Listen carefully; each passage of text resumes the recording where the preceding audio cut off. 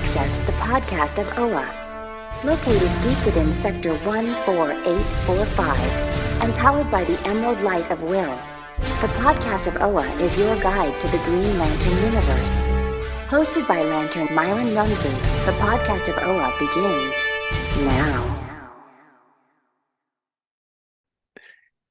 Hey, Green Lantern fans, welcome to episode number 229 of the podcast of OA. I'm Myron Rumsey, and I'm joined by my good friend Phil Bova, my friend on the other end. And we've got an exciting episode to talk about. We've got Green Lantern Night Terror number 2. What an awesome cover. Yeah. Oh. Both the main covers have been fire for this book. Okay, second to Myron's Halloween display that he does at his house event every year, and I think you need to do this particular display in some fashion. And I think all podcast fans of ours should get behind this. I could get a posable skeleton and put my power ring on it and light it up green. I could do something with that.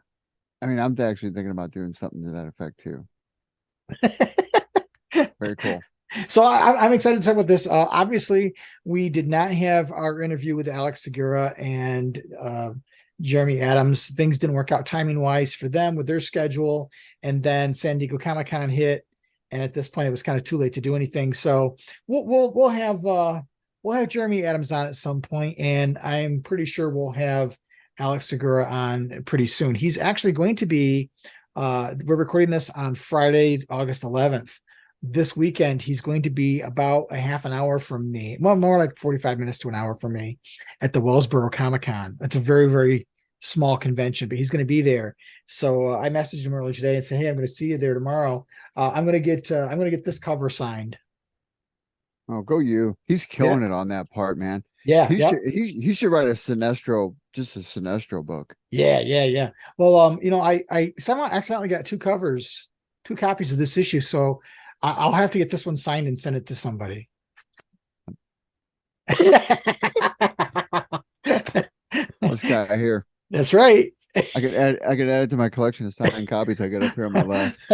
But I'm going to be talking to him. I'm going to ask him if he wants to come on the show, even though the issue's over with, for his part of it. But maybe there's more coming. And I definitely have a question I want to ask him after reading this issue about his Sinestro story. Oh, I definitely would like to pick his brain on Sinestro, man, because I like his take on him. I like how he's delving into the character more. So we'll talk about it when we get to it, though. Definitely. Not a whole lot of Green Lantern news. I do want to shout out the Martin Odell website once again. They recently did a Q&A with Spencer Nodell, the son of Marty Nodell, and it was a live event. And the video for that has been posted on YouTube, and I'll put a link to it in the show notes. But it's worth watching. I haven't had a chance to watch it yet. I was going to attend it live, and then some things came up, and I wasn't able to participate. But they sent me the link to the YouTube video, and I definitely plan on watching it because it's good. It's good to hear the stories, and there's things that he's going to talk about. I'm sure the things that he talked about in that event that he didn't talk about in his interview with us, because that man was loaded with stories, as you alluded to. Oh, he was fun. And when I met him at the con event they had here in St. Louis, was down there talking to him while he was, mingling with all the fans and stuff like that. And he's just sitting there just rambling story after story after story. I'm like, to live back in a time when these guys used to intermingle would have been just phenomenal. Oh, yeah. And it's like one of those moments where, you wish you could go back and put yourself in their situations. But then again, how would you fit? You know what I mean? Like those guys had their own little clique. And, well, it was such a different world too, because doing work in comics was really frowned upon. That's why a lot of his early work was done as Mart Dellin and not Marty Nodell, because he was trying to make a living, doing show bills for Broadway and advertising and stuff. And this was just another way to bring some income into the household. And, he had to kind of protect himself. It was just, it's odd to think about the comic business being frowned upon in that manner. Well, and then even more so to think about how much the stereotype persisted for so long. And then not only the stereotype, but then the discrimination that came with it, right? Because right. That went for years. And who'd have thought that we'd be in a day and age where that would have flipped, right? And right. Nobody growing up now would ever understand how we were when you're an enclosed fan. I mean, you weren't out there on social media talking about nothing. because there wasn't any, obviously, but you didn't talk about comic books to anybody unless you happen to know a friend of a friend and friends, and you had your little groups. But, Yeah, I mean, like, as a kid, I had my brother and I had a couple cousins, and we would get together and talk about comics. And I remember finally as a kid riding on our bicycles to the local convenience store, and each of us would. My aunt and uncle owned a gas station, and we would end up getting a lot of change that would come out of some of the cars and whatnot that would fall out of the cars that were towed in and things like that. And we would do little odd jobs around and raise some money, and we'd all go and we'd each take $1 and get a bottle of soda, a candy bar, and a comic book. yeah. And we'd go back to our little clubhouse and read comics and trade them with each other and to read everybody's books. So you get to read them all, Man, it's such a trippy time. And, thankfully the fans get what they got now. And, and it's a cool time to be a fan. I mean, it doesn't matter who you like or what you're reading, but geek is chic now, it's interesting. Yeah, it really is. But yeah, he was a really nice guy, and he likes telling stories, and he's got a ton of them, and rightfully so. He came from good stock, and the family is just a phenomenal family. Yeah, amazing family, loving. And my hat's off to them for what they're doing. And I wish them the best in their fight, and I think they got good legs to stand on. I think so too. Yeah. Not a whole lot of other Green Lantern news other than that. So I think we'll jump right into talking about the issue here after we take a quick break. Unless there's anything, I haven't read anything new and exciting coming out. But then again, I've been on vacation for a week or so, and I haven't really been paying attention to a lot of what's going on. I will bring up this for fans that are out there, and I wasn't going to talk about it, but I guess I will. So I popped up an image earlier, and I don't know, do you still have that image? No, I don't, but I can pop up on the screen and post. Okay. So I popped up I sent an image to Myron earlier. There's a Green Lantern that popped up in this book that's out now. It's called Superman Lost. Let me see if I can find it. Anyway, long story short, Superman gets lost. He tries to fight some kind of singularity, and he gets lost inside of it, or whatever the case may be. And and at the end of one of the issues, this Green Lantern showed up, and I sent it to Myron, and I had no clue who the Green Lantern was. Like, never seen her before. She just randomly appeared at the end while Superman was floating in space. And so anyway, he'll post it out there. They didn't give a name, so I'm not sure who it is, but I strongly recommend the book. It's written by Christopher Priest. It's cool. It's a good take on Superman, and the artwork is just phenomenal. I would say his name, but I'd probably destroy his name. And the character of the artwork that you showed me was a female alien of some sort. Yeah, that's kind of what it looked like. I mean, I'm not sure what's going on. I'm not sure. Definitely didn't look familiar as an existing character. No. So if anybody's out there reading it, anybody wants to chime in or hit me up on Twitter or whatnot, I'd be curious to know if I missed anything or whatever. Just shout it out there to me. I'd like to know. I should just tweet him, but problem with Twitter now is that dude's not following me, so he wouldn't get it anyway. Yeah, I'm not sure how it all works now, but it's all confusing. It's not Twitter anymore. I said Twitter. It's X. It's X. Yeah. All right. Well, let's take a quick break, and when we get back, we'll be talking Night Terror's Green Lantern #2. Sounds great.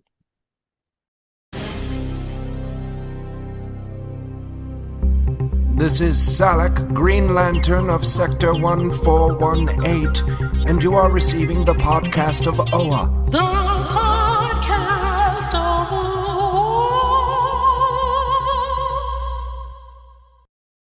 All right, welcome back, Lantern fans. Here we go. Night Terrors 2. Yeah, right. Great issue. Great opening with our awesome, fantastic Parallax. It was. I mean, you knew going in before this series even came out. You knew that Jeremy Adams was going to have to use Parallax. There's no way you cannot use Parallax, right? I would have to say that another good character they could have utilized in this sequences is Hector Hammond. Yeah, that could have been interesting.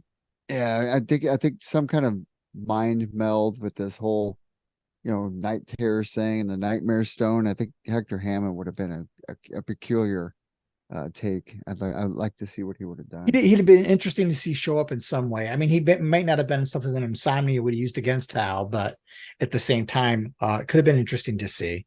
What I really, really liked about this issue, other than the fact that it was like one nonstop action sequence from front to back, is, you start out with Parallax there, and you could tell at the end of the first issue that Hal had caught on that he was somewhere else and there's somebody playing games, and it wasn't going to work on Hal.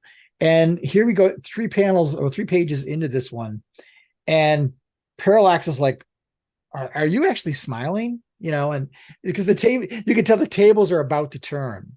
And his best effort to try to get under Hal's skin, it's not working. Hal's not having any of it, which I just loved, because of all the characters in the DC universe, Hal's the guy trying to use fear against him. It really shouldn't work. And I'm so glad that Jeremy Adams is either able to or got permission to make Hal stand up to Insomnia maybe more than some of the other DC characters, because it seems like, at least in recent history, every time Hal or another Green Lantern has shown up in one of these events, they've been used poorly. They've been used to job out to the hero or the villain in the story rather than showing their potential. And this is something where, Insomnia really shouldn't get an upper hand on Hal in any way, shape, or point, or form in this one. And one thing, there's this little monologue on the 3rd page, and he's recounting the things that he's shown Hal. And there's a particular line, "What happened to your friend on Corrigar?" To me, underscored our whole theory that we've had going, us and Chad, about Kilowog being dead. Obviously there's something that happened to a friend in Corrigar, and a friend in the next panel, Hal actually brings up Kilowog by name and refers to him as his friend. Not necessarily the friend that something happened to, but I'm like, that's not coincidental. Jeremy Adams is probably similar in his writing to J. Michael Straczynski, in that, he used to write, he did Superman, he's done a bunch of other comics, but he's also big in the TV writing. He wrote Babylon 5, which in my mind is the greatest science fiction TV show of all time. But he also wrote on Murder, She Wrote, and his whole philosophy was you can't have a mystery and have it solved or reveal something without providing some clues that as to how it happened. You can't, because you're messing with the readers. You're not being fair to the readers. And right, you keep them engaged when you put clues along the way.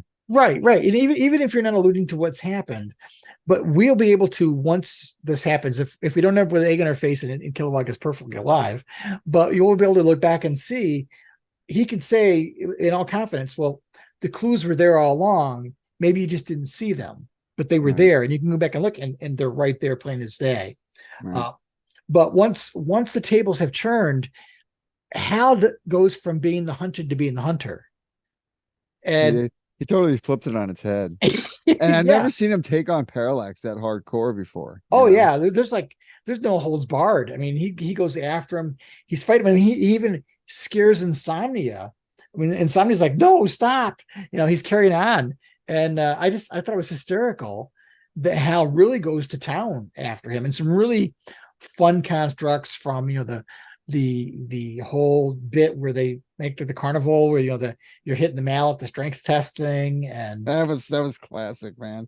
That was just a great panel use right there. There's a scene where Hal punches Parallax, and it's this big double page spread, and he ends up near the central power battery on this mock version of Oa, and Parallax looks at Hal and says, "What are you?"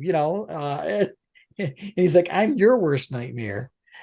Which just it set the tone. This whole section was short on exposition, short maybe on character development, but long on action. And if you felt that Hal was feeling a little off center, or was lacking some confidence, or was maybe a little down, this spun it around. I think the Hal Jordan that emerges from the end of this story is in a much different place than he was when he entered it. I would say so, especially right. I mean, because the sequence of events happens when he's on the plane, right? And then of course the ending of this, he ends up back on the plane. But through that, whatever that portal, I guess you want to call it, that nightmare sequence or whatever it is, the issues before, you kind of felt like you said, Hal wasn't really centered. You know what I mean? He was kind of didn't know what was going. I mean, didn't know where he was going to end up. Didn't know, he was on Earth, got kind of rejected by Carol, whatever the case may be. But during this whole entire issue, I mean, this is the Green Lantern we knew how it was, Yeah, right? yeah. This is the kind of Green Lantern book we've been wanting to read Yeah. for a while. I love the whole point where when Hal does invoke Kilowog, and he says the Kilowog told me that fear stands for false evidence appearing real. That's a great line. But he ends up, it's funny because Hal ends up chasing Insomnia back through everything we saw in the first issue. So we go back and we see, the Jordan family funeral thing and all those kind of things, the whole Abin Sur things. He that's when he does the whole Carnival Strongest Man Alive thing, and he flexes and poses for the camera, and he's then chasing Parallax, and Parallax is like, "This is impossible," and it's funny. And then Hal pulls up this giant pistol construct, and then there's this whole thing where he goes into the funeral and he does this whole Ash Williams from The Evil Dead with a chainsaw on his arm, hacking through all these bodies. Which I think that was classic. Yeah, absolutely classic. And I wonder if he got the inspiration from Ash. Yeah, I don't know. I'd like to think that. It's something if we can get him back on the show at some point, we'll have to ask him that. But it seemed that way. It looks like it. I mean, even the image of it itself looks like it. Yeah, yeah. Well, and what's ironic about that is, years ago, Bruce Campbell was fan casted for Hal, so it's kind of funny, yeah, in that regard. But anyway, he escapes the whole nightmare realm and ends up back in the cockpit of the plane. And the reason why, to me, I feel like Hal has gotten his mojo back. Not to go all Austin Powers on us, but he's gotten his mojo back. He's smiling for the first time really in this run, and he changes the flight yoke to a fighter plane stick, and you see this fighter plane construct enveloping the regular passenger plane, and he's like, this will do just fine. And to me, that's like, we talked about, that Hal seems off, and we believe that, he's suffering from going through all the tragedy of the loss of Kilowog again, the theory we have going, and that he's traumatized, he's still grieving, and that maybe the reason why he overstepped his bounds with Carol a little bit is because he's desperate to have some emotional connection, because he's got no one. He's alone, completely alone. In his mind, he can't go to anybody for help, and Carol is maybe the one place where he can open up and bare his soul a little bit. And now I wonder if when we get to the next issue of the main series, if we'll get some of that conversation, and will Hal talk to Carol and either wish her well with the new boyfriend or fiance or what have you, and let her know exactly what's going on. Is that where we get the revelation? Because we know the Sinestro's coming. Does Carol overhear this in their conversation? I don't know. But if indeed Kilowog died on Corrigar and Sinestro's a part of it, when they meet, it's going to be explosive. It's going to be.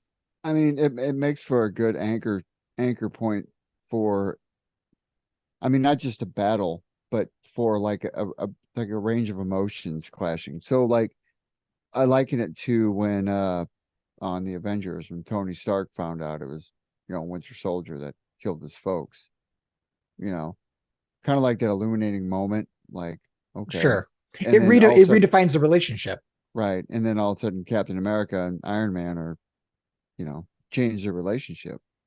Yeah, yeah. Now, I can honestly say, nobody would ever get over that. You might become friends again. And they did in the movies or whatever. But this could make for just like that, if that's the case of what you're talking about. If you think sure, Sinestro had something to do with Kilowog dying. When you look at the long and storied relationship between Hal and Sinestro, they were friends and compatriots, and I think in some small way maybe Sinestro was a little bit of a father figure to Hal when he first joined the Corps.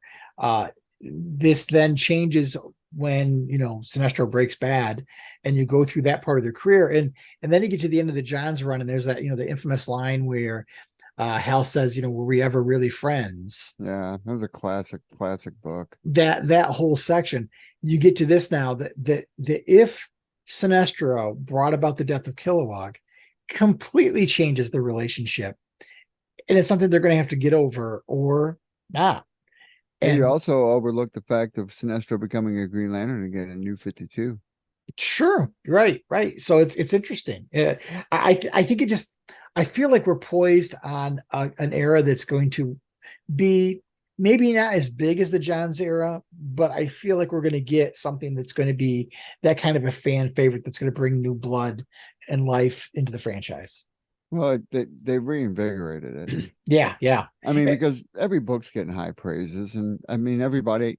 I mean, the stuff that I've read on people that read it, I mean, they seem like they like it a lot. I haven't heard anything Yeah. negative anyway. Yeah, I mean, I've heard some criticism of it if it's retreading the Johns run, but I mean, I don't think that's the case. I mean, no, you can't take away from a writer from tapping into a resource to utilize. I mean, in some kind of satellite like writing. I mean, it just happens, right? I mean, right. even when the process, like when I went to grad school and stuff like that, all the crap and everything that I read, books and articles and main sources and stuff like that, you know, sooner or later, that particular style of a person's writing ekes into your own, Yeah. or it has some kind of influence on it. I mean, it just happens. To me, one of the exciting things is in the end of this, you talk about next month, Sinestro returns, but it mentions follow Green Lantern as he chases down the nightmarish menace in the pages of Night Terror's Night's End, which makes me very happy to think that Hal is going to be a part of the overall event because he didn't show up in the first 3 issues of Night Terrors and whatever kicked it off. So it'll be interesting to see if he's in the end because he's got Insomnia's number. And if DC were to do this conclusion and not include him in some way, shape, or form, would be criminal. So I'm excited to see what happens there, and I'll definitely have to pick that up and see. But I'm gonna call something right now. I'm gonna say that not only will Hal Jordan be a part of it, but Batman will take back seat to it. Okay. Here's hoping. Put your money down. No, I don't have any. That's my prediction. It's more of a hope than a prediction, but I'll take both.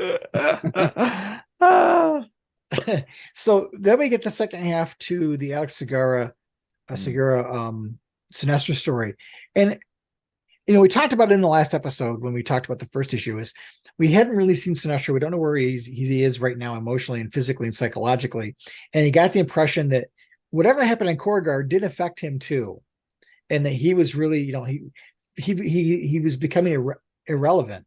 And now what we see is going on in this story. It's a different contrast to what we see in the Hal story, in that Sinestro's kind of seeing two versions of himself: his hero version of himself and his tyrannical space Hitler version of himself, both coming at him from both sides.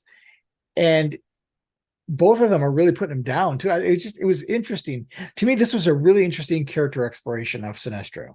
Oh yeah, it was really, really reflective. And not only that, it's like, I mean, Sinestro's never had to face the ultimate demon, which was himself. Right. Think about like that. I mean, call it what you want, a villain. It's fictional writing, no matter which way you strike it. But looking back on Sinestro's character, I've never had him. He's dealt with a lot of things, but he's never had to deal with his own stuff.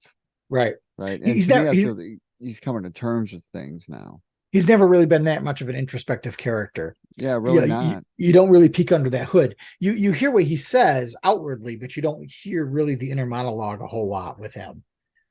He seemed like he always seemed like, to me, he'd be reserved and wouldn't be so forthcoming with talking like he is in this. So I like how Segura is adding more depth to his narrative. Yeah. The question I would have for him and for Jeremy is how much collaboration was there? Did Jeremy feed him information, obviously, about where Sinestro is at and where he needs him to be when he gets him back into the main book? Because again, like the Hal story, the Sinestro story, Sinestro comes out of it not absolved of, that's not the right choice of words, but he's moved through the process. He's not where he was in the beginning. He's gotten his game back. He's got his mojo back. He's kind of gotten himself through whatever whatever funk he was in, he's over by the time this is done. Maybe we can get him on and ask all this stuff. I'm hoping to. The big question I had for him was, there's this sequence where you see Sinestro and you hear this voice saying, I am a friend to you. We are bonded, Sinestro, bonded forever. It is time to escape. Yes, yes, friend, join me.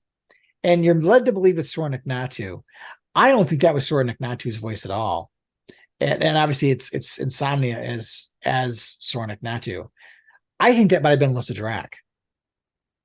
Oh, that's a good thought. I never would have picked that up. I Only haven't seen her in a bit. Only because he's dealing with his version of Sornik Natu in the next page, and then it's like, and he's out of the dream world or the nightmare world with no real explanation. He was being attacked by Sornik Natu, and then he's like boop, and he's gone, and he's back on Earth. Well, and it would kind of make sense in the sense of the font and the writing that it's in too. Yeah, that's what I was thinking. Is who would be bonded to him that would be there trying to rescue him? And I was thinking Lyssa Drac, maybe with some dark magic. Maybe she's monitoring Sinestro from afar, knowing what's going on, and she sees what is going on here, and so she invades the nightmare realm and plucks him out. That's just what I'm thinking, but I'd love to ask him. In fact, I might be asking him tomorrow. I wonder if that'll be revealed. Well, that's what that's what I hope. I would hope that they would not just plop that in there and not really do anything with it.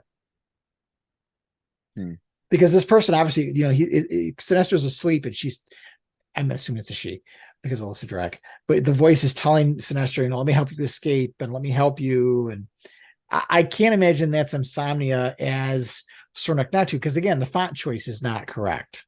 Right. So my assumption is that it's Lyssa Drac.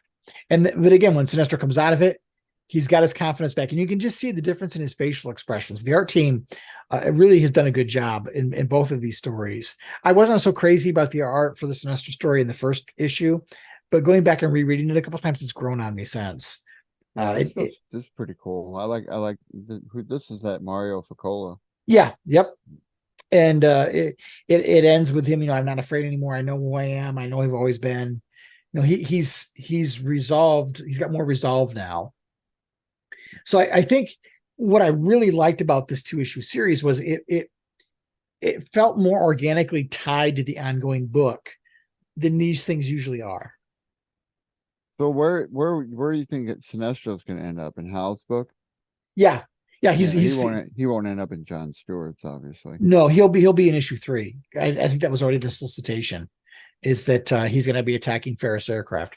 And so in my head, the scene I see is Hal and Sinestro getting into it, and Carol's witnessing it and overhears the conversation about Kilowog, and we get a bit of a flashback sequence. That's what I'm calling for the issue 3. Now look at you. That it's been a long time since you've actually called out what the next issue could conceive. I haven't cared until this new series. Been a long year and a half. quite honestly, But I felt like, so many times in the past, these events get kind of just boilerplated on top of these ongoing books, and it interrupts the story flow. And I was concerned in the beginning because I'm thinking, the new Green Lantern series is only 2 issues in, and we're jumping off of it for 2 months already. But Adams really, and Segura too, really made sure that this story it weaved itself into the fabric of the ongoing story of the first 2 issues. It all fit so well. I can't praise that enough. How many issues is Night Terrors? 4? 4, yeah, and this is the last. This is the last of the 2-part book. So yeah, I just read Night Terrors 3. Yep. So I think 4 and the final wrap up are both next month. I think, or they're later this month. Could be. It's a great story, man. I mean, that Insomnia is a pretty creepy character. They really did a backstory into the issue number 3. You get his origin stuff. It's pretty messed up. It's not as cool as Black Hand, but it's up there what he does. So, is the kind of stuff that will keep you up at night? It could. Definitely wouldn't read it to your 5-year-old. Definitely. Definitely. All right. Well, we have some listener feedback. So I've enjoyed talking about this book. I'm interested in seeing where things go. And I can't wait to talk about it with you when we get the next issue. No, man. I'm liking where the GL stuff is going, and Yes. mad props to, to Adams and company, man. It's just good stuff. The artwork is just awesome. I'm All loving the right. artwork. So we'll take a quick break. And when we come back, the Power Ring will tell us our first piece of listener feedback.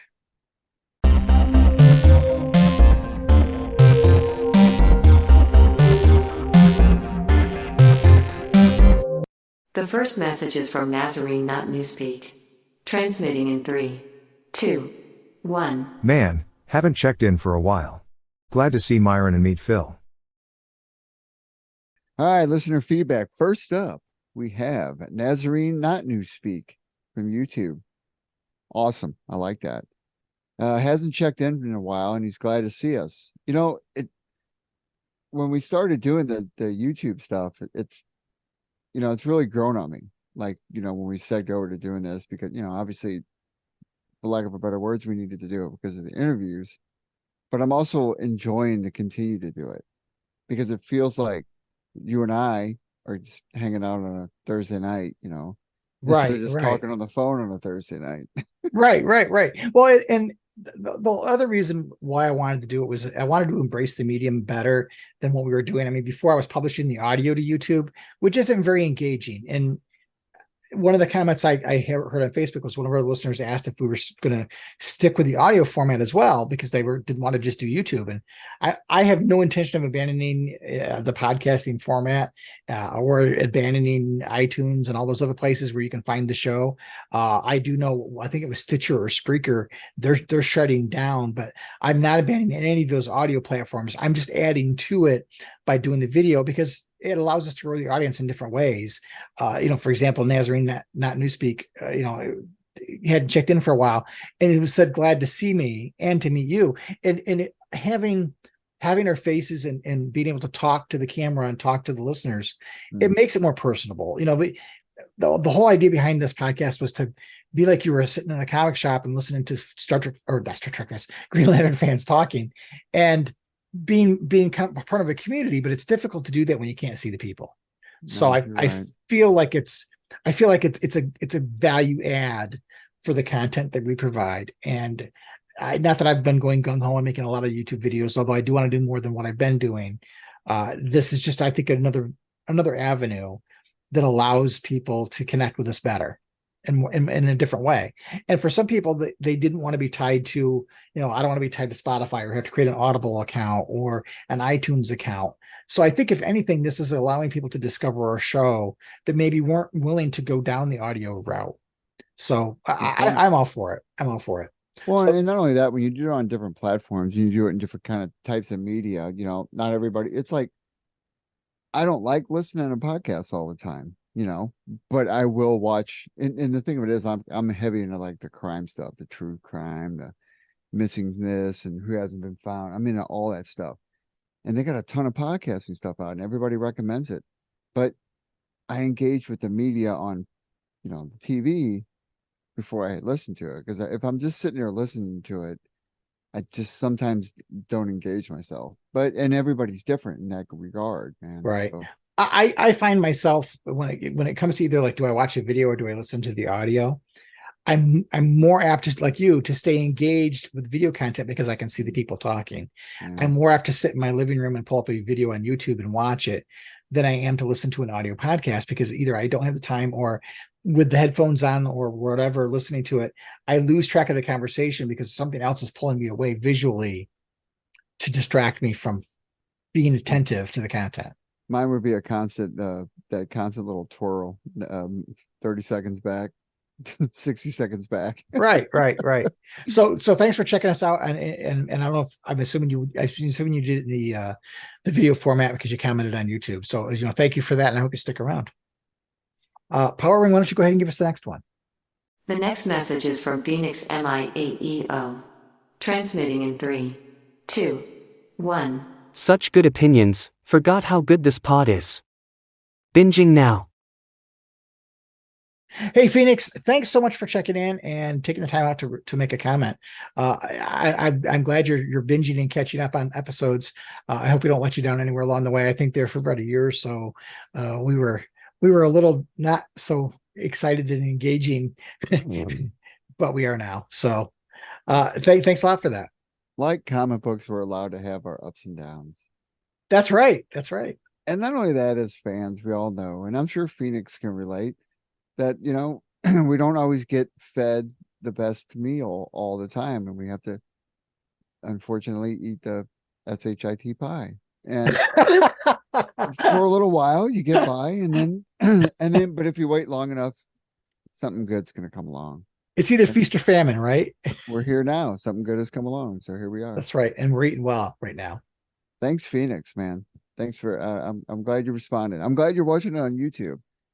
This is fun. I'm glad we're doing the YouTube thing. All right, Power, why don't you go ahead and give us the next one? The next message is from BrewGamer316. Transmitting in 3, 2, 1. Do you ever think they will bring back the corpse that was in Green Lantern Corps by Peter J. Tomasi? All right, bro, gamer 316. So you're gonna have to chime in on this one because I vaguely remember the corpse from Tomasi. Yep, I can. Do you want to expand on that now? Yeah, go ahead. Okay, so for those that aren't familiar with the story, back in 2007 during the Tomasi run, it took a 3-issue break. Tomasi did, and he got Keith Champagne to do a story arc, and it was this 3-part story with Pat Gleason on art, where Guy Gardner joined the Green Lantern Corps.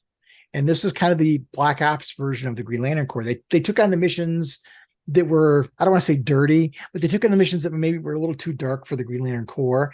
And they operated kind of under the radar without the rest of the Corps knowing who they were. And it was really well received story.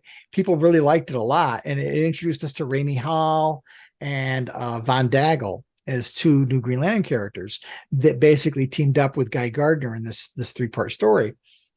And after those 3 issues, it went away because Peter Tomasi came back on the book, and we never heard from it again until 2014, when Van Jensen and Robert Venditti were on the main book and on the Green Lantern Corps.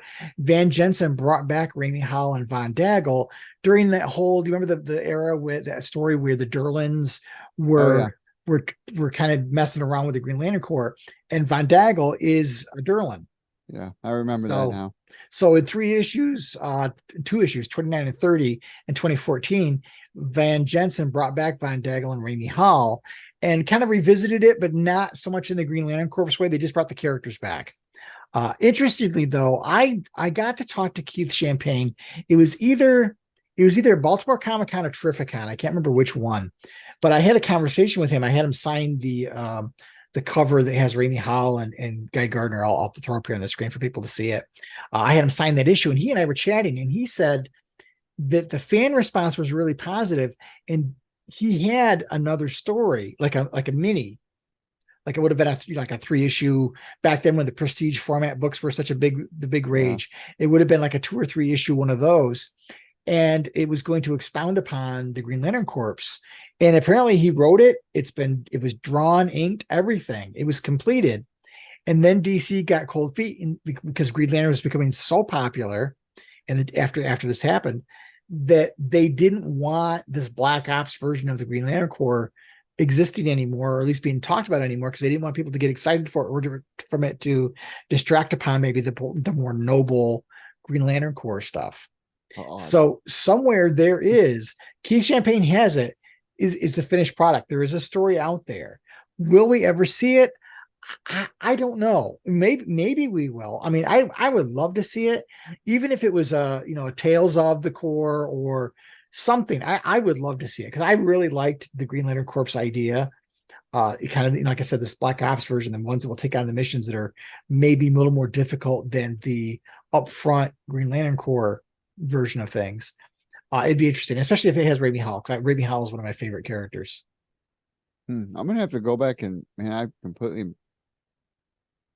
gonna have to go back and reread that. And I think those issues are actually not even included in the new Green Lantern Corps omnibus that's coming out this month, within the next month. There's an omnibus edition of Peter Tomasi's run on Green Lantern Corps, and I believe those issues are missing, even though there are other issues that Peter Tomasi didn't write that are included. So I don't know why those ones got excluded, but I'd love to see that story. I was when I talked to Keith Champagne, I tried to get him to send them to me, but he wouldn't send them to me because I wanted to read it. I might have to find that and read it. I honestly don't remember it. I remember the Tomasi and the Green Lantern Corps run, but I don't remember those 3 issues for some reason. Again, it was different because it didn't really fit into the ongoing story that Jeff Johns and Peter Tomasi were doing in the 2 books. It was kind of one of those things where I think for whatever reason, Peter Tomasi had to pause his work, and they needed somebody to do a fill-in story. And back then, years ago, they used to have, I can't remember what the exact term was, but they'd have these stories, they'd have done these issues, these stories that were done in a desk drawer. And if somebody missed their deadline or whatever, they would just pull this issue out of the drawer and publish it is backup content. And at this time frame in the early 2000s, they apparently weren't doing that anymore. So Tomasi asked Keith Champagne to do a story that became that 3-issue story. And I don't think they expected the reaction to be what it was, because people really ate it up. I gotta find it now. Well, yeah, man, mad props to Broad Gamer, man. He called it, brought something up. He talked about it for a while. I'm gonna have to try to find this and read it. Cool. Yeah. I got to go back and revisit it because that was a really good story. Is it in the collected? I don't know. I'd have to go back and look. I don't know if it's in any of the collected editions or not. I would think it's in the Green Lantern Corps collected book from back then, but those are so hard to find now. I wonder if you can find those digital. I'll bet you could. I bet you the DC Universe service has it, and it may still be out there in Comixology. I'm sure it probably is, because all of those books back then were big. Yeah, I'll have to find it. Cool. But hey, thanks for that. And Powering, I think we've got one more piece of feedback. Our last message is from Daniel, transmitting in 3, 2, 1. I have to say that I also look forward to seeing your Halloween display videos, Myron. Hey, Daniel, thanks so much for the comment. I wore the Spirit Halloween hat tonight just for you, just because you brought up the Halloween stuff. I cannot wait for Halloween. I am so jazzed for Halloween this year. I do my front yard. I do this whole big display. And if you go to the YouTube channel, I've actually had the last 2 years a little walkthrough of each setup. This year is going to be better than the last 2 years. I've got a 13-foot tall Jack Skellington that's going in the yard. I usually rear project in my window on this fabric that makes it look almost like a hologram. Ghosts, I'm taking that and I'm putting it outdoors this time and doing it in my yard. I've got a prop that's going to lunge forward about 4 feet that I'm going to put in the cemetery I do. And then as people walk by, it's going to come right out to the fake cemetery fence I'm building. It's bad because Home Depot came out with their stuff this last month, and I took a day off of work and stayed up around the clock so I could catch the launch to order the stuff, because some of the stuff sold out in like 15-20 minutes. Not surprised. So yeah, no, I'm looking forward to it, Daniel. And for those that don't know, Daniel runs the Blog of Oa book club, and it's mainly done through Facebook, but he has online video chats, and Green Lantern fans just get together and talk about different books. So it's a really neat, addition to what we've been trying to provide for fans. And Daniel does a wonderful job of, like, every couple of weeks, they get together on a Wednesday night for a couple of hours, and they chit chat about different books and talk about different ones. And they even had an interview with Steve Englehart, which was really cool. Very cool. Very cool. All right. Well, Power Ring, why don't you tell everybody how they can be a part of the show, and then we'll come back and wrap things up. You can become a part of the show by leaving a message up to 1 minute long on our voicemail line. Call us at 406-POD-OA. That's 406-763-6362. You can also email us at podcast@blogofoa.com. We'd love to hear from you. Hey, friends, welcome back to the Podcast of Oa. This wraps up episode number 229. Phil, I don't know about you, but I really, just to reiterate what we said earlier, I thought this was a great issue, and I thought it was a nice way to end it and bring us back to the main book.